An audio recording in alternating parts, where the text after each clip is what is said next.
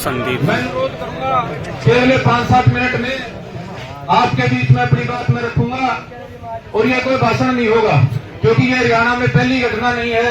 आपके इलाके तक हो सकता है हमारी बात पहुंच पाई हो, ना पहुंच पाई हो, लेकिन यहाँ से 100 किलोमीटर दूर मेरा गांव है कुडाना। राखी गढ़ी सुना होगा आपने। भाई जितने भी साथी कोई गांव का युवा, सुबह भी बात हुई थी, रात को भी हुई थी, और अब जो कोई साथी बाहर का है, गांव में लाठी डंडे लेकर ना घूमे भाई। ये कई बार हमारे पास फोन आ चुके हैं, उनसे मैं विनती कर रहा हूँ, हाथ जोड़ के फिर विनती कर रहा हूँ, प्लीज जो साथी है हाथ में लाठी डंडे लेकर गांव में ना घूमे भाई। और जो जिसके साथ आया, जिस गांव के है, वो अपने साथियों को समझा भी दे भाई। हमने पूरी रात भी विनती की थी और अब बड़ी बड़ी बात है, इसको मत बिगाड़ो भाई। गांव वालों को ऐतराज है, बहन बेटियों को भी ऐतराज है, तो इस चीज को भी ध्यान में बना के रखे। भाई संदीप बहुत अच्छा सुझाव है भाई साहब का, इस पे कृपया अमल करें। तो भाई मेरा गांव है कुडाना, यहाँ से लगभग 100-125 किलोमीटर है। और जैसा आपके यहाँ हमारी बेटी बहन मनीषा के साथ घटित हुआ, वैसा ही पिछले नवंबर में हमारे गांव में 2 हत्याएं हुई। एक हमारे बुजुर्ग की जिनकी उम्र 55 साल थी, दूसरी हमारी चाची की, उनकी उम्र लगभग 50-55 साल थी। जिस तरीके से मनीषा को मार दिया, इससे भी ज्यादा बेरहमी के साथ हमारी चाची को रेप करके और इससे भी ज्यादा बेरहमी के साथ मार दिया गया। मनीषा की लाश तो कम से कम आपको पूरी मिली थी, हमारी चाची की लाश को भी काट दिया गया था और काट के कुत्तों को खिला दिया गया था। और बड़े तकलीफ के साथ मुझे कहना पड़ रहा है कि सरकारों का काम होता है, अगर कुछ गलत होता है समाज में किसी आदमी के साथ, किसी वर्ग के साथ, किसी गांव के साथ, तो सरकारों का काम है इंसाफ दिलाने का, पुलिस का काम है इंसाफ दिलाने का। लेकिन भाई इंसाफ लेने के लिए हमारे को 96 दिन से भी ज्यादा सड़क पे, जैसे आप बैठे हो पिछले 6-7 दिन से, ऐसे 96 दिन लगातार धरने पे बैठना पड़े, आंदोलन करने पड़े, रोड जाम करने पड़े, कई हजार आदमियों की पंचायत करनी पड़ी। और उतना सब करने के बाद भी आज उस बात को 10वां महीना चालू हो गया है, कल जाके गिरफ्तारी हुई है उसमें, जो पेंडिंग गिरफ्तारियां थी। 10 महीने लगातार संघर्ष करने के बाद तो मैं आपके सामने कुछ तकनीकी सुझाव रखना चाहता हूं, क्योंकि भाषण यहाँ बहुत दिए गए हैं, और भी साथी दे लेंगे सरकार के खिलाफ, सरकार के पक्ष में कैसे दबाया जाए, कैसे आंदोलन चलाया जाए। जिस तरीके का आपने फेस करा कि कुछ लोगों ने माहौल खराब करने का, आंदोलन खराब करने का काम करा, हमने उससे भी बुरा फेस करा। 20-50 आदमी इकट्ठा करके 2-5 सरकार के आदमियों ने हमारे खिलाफ, आंदोलन के खिलाफ ही लोगों को भरना शुरू किया। सरकार ने जो बुरे से बुरा कर सकती थी, मुकदमे लगाने का, जो आगे खड़ा है उसको डराने का, वो सारे काम करे। लेकिन 10 महीने के बाद अगर कहीं निष्कर्ष तक बात पहुंची है, तो उसमें कुछ बातों का हमने ध्यान रखा। सबसे पहली बात कि भाई यह सरकार इतनी महापुरुषों की, इतनी रामराज वाली सरकार नहीं है कि इसके कहने पर तुरंत भरोसा कर लिया जाए।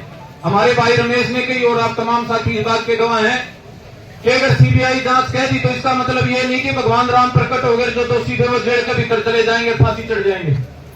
पहली बात तो यह है कि वे सीबीआई जांच किस बात की होगी। सीबीआई की जांच जब होती है तो सीबीआई एफआईआर दर्ज करती है, एफआईआर दर्ज करेगी सीबीआई, उसके बाद जांच करेगी। अब पहला सवाल यह है, क्योंकि आपकी सरकार से सीधी बात नहीं हुई, सरकार ने तो घोषणा कर दी कि वे सीबीआई जांच कराएंगे, वो सीबीआई किस बात की जांच करेगी ना तो आपको पता, ना आपने पूछने की जहमत उठाई। यहाँ 2 एंगल दे रखे हैं, 3 एंगल दे रखे हैं, 2 की बजाय भी 2 एंगल आपके सामने है, तीसरा वो नीचे चला रहे। आप कह रहे हो कि हत्या करी भाई, सरकार की तरफ से पुलिस का पक्ष था कि वह आत्महत्या है, तो सीबीआई आत्महत्या का केस दर्ज करके उसकी जांच करेगी या हत्या का केस दर्ज करके उसकी जांच करेगी। पहला सवाल जो आप सरकार से बात करो सीबीआई के एफआईआर के संबंध में, तो जो कमेटी आप बनाओ। एक और मेरे को बड़ा, ये हमारा भोला समाज है, ये इस तरह की तकनीकी बातें नहीं जानता है, और पीछे जो आपने कमेटी बना रखी थी, मैं अपनी बात को थोड़ा, जो मैं कर रहा था उसको थोड़ा अलग बात कहना चाहता हूं। उस कमेटी ने कई ऐसी गलतियां कर दी तकनीकी तौर पे, जिसकी वजह से आज हरियाणा में किसी को किसी बात पे भरोसा नहीं है। उन्होंने स्टेज पे खड़ा होके वो तो जो करा, लेकिन इतनी बड़ी बड़ी बातें कह दी कि मैं गला काट दिया, ये कर दिया, वो कर दिया। एफआईआर की रिपोर्ट में ऐसा लिख ही नहीं रखा था जो उन्होंने कहा। हमारे जैसे भाइयों ने एफआईआर रिपोर्ट तो पढ़ नहीं रखी थी। हरियाणा की बहन बेटियों ने उसी बात पे भरोसा करके दिमाग में अपनी धारणा बना ली कि हमारी बहन बेटी मनीषा के साथ किस तरीके का काम कराया गया होगा। तो यहाँ स्टेज से जो आदमी बोले और आपकी तरफ से विशेष तौर पे बोले या कमेटी में आपकी तरफ से जाके सरकार के सामने जो पक्ष रखे, उसके पास भाई तकनीकी जानकारी होनी चाहिए। अपने ताड़ी बजवाने के लिए, ये कहलाने के लिए कि फलाने को ज्यादा ज्ञान है, कोई ऐसी बात ना कहे जो तकनीकी तौर पे कहीं टिकती ना हो। तो मैं मेरी बात को दोबारा शुरू करता हूं। सीबीआई के सामने 2-3 एंगल हैं। एक हरियाणा पुलिस ने, बिहानी पुलिस ने दे रखे है, वही इस लड़की ने आत्महत्या करी है। दूसरा हमारा पीड़ित परिवार का पक्ष है कि भाई इसकी तो बेरहमी से हत्या करी गई है। तीसरा नीचे आई थी, मैं आपके माध्यम से कहना चाहता हूं, कल मैंने सोशल मीडिया पे भी कहा, ये अपुष्ट नीचे चल रहा है कि इसमें ऑनर किलिंग का एंगल भी हो सकता है। ऑनर किलिंग का मतलब इनके परिवार वाले में से भी कोई कर सकता है। ये बात मैं आपको इसलिए कहना चाहता हूं कि ऐसा ना हो सीबीआई एफआईआर दर्ज कर ले और घुमा फिरा के वो परिवार पे लाके बात को छोड़ दे 2-4-6 महीने के बाद। हम जिस लड़ाई के लिए बैठे थे वो लड़ाई अधूरी रह जाए और घर पे आके बात फिर खड़ी हो जाए। तो मेरे तमाम बुजुर्गों, आपकी गांव की कमेटी को इन बातों का ध्यान रखना है। पहली बात, एफआईआर जो सीबीआई दर्ज करे वो हत्या के केस की, हत्या की धाराओं के एफआईआर हो, ना कि ऐसे गोल मटोल गुमशुदा के एफआईआर हो। अगर हत्या के मुकदमा दर्ज होगा तो कम से कम पहली शुरुआत सही होगी। दूसरी बात, हत्या की एफआईआर दर्ज करे तो हत्या के कारणों पे बात होती है। यहाँ भी इस तरह की बातें चल रही हैं।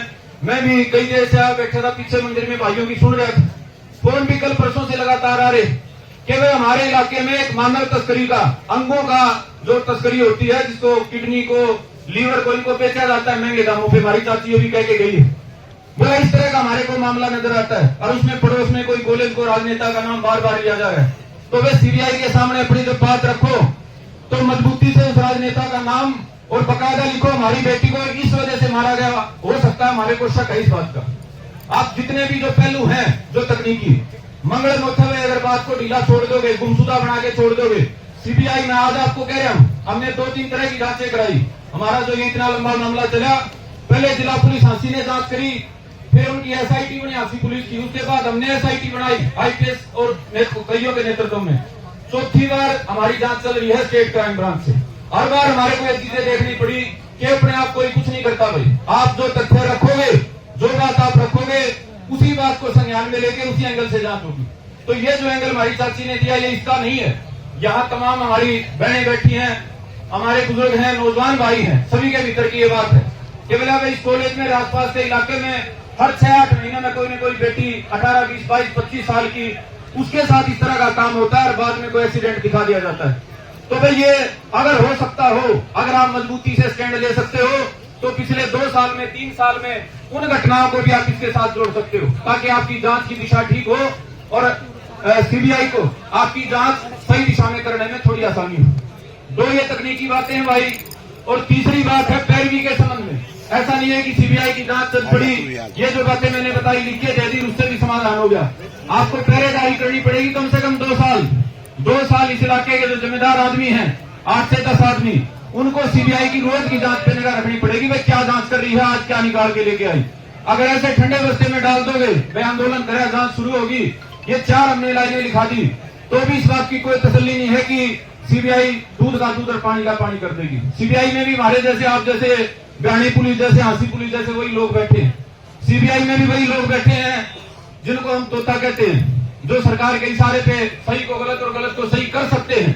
अगर आप पैरवी नहीं करोगे तो जिस हिसाब से आप बता रहे हो कि बहुत बड़े राजनेताओं का हाथ इस मामले में हो सकता है, तो राजनेता तो इन्फ्लुएंस सीबीआई को भी कर सकते हैं। सीबीआई को प्रभावित करने में 2-5-10 करोड़ फालतू लग जाएंगे। तो मेरे तमाम बुजुर्गों, नौजवान साथियों, ये बड़े गंभीरता से समझने की बात है। ये जो लड़ाई है, ये खाली सरकार की तरफ से एक लाइन की स्टेटमेंट आ गई, बिलावे सीबीआई जांच मंजूर कर दी, उतने से खत्म होने वाली नहीं है। ये 4-3 बातें मैंने शुरू में आपको बताई जो आपको एफआईआर दर्ज कराने के संबंध में करनी है।